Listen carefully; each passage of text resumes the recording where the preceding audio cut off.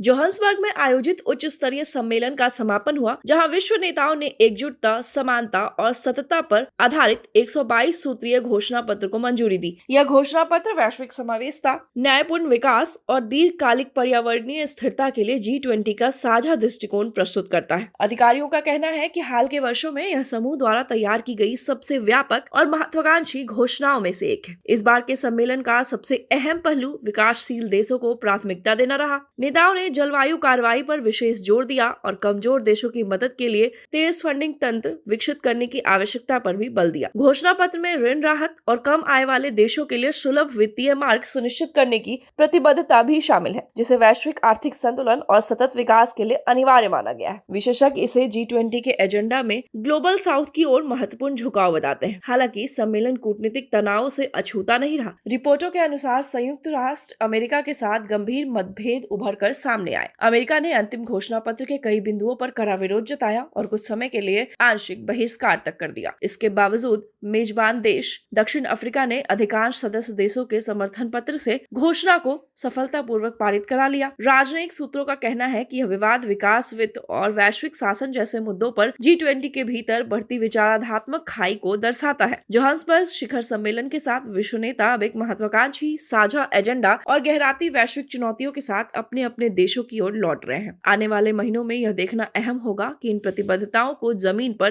कितनी प्रभावी तरीके से लागू किया जाता है।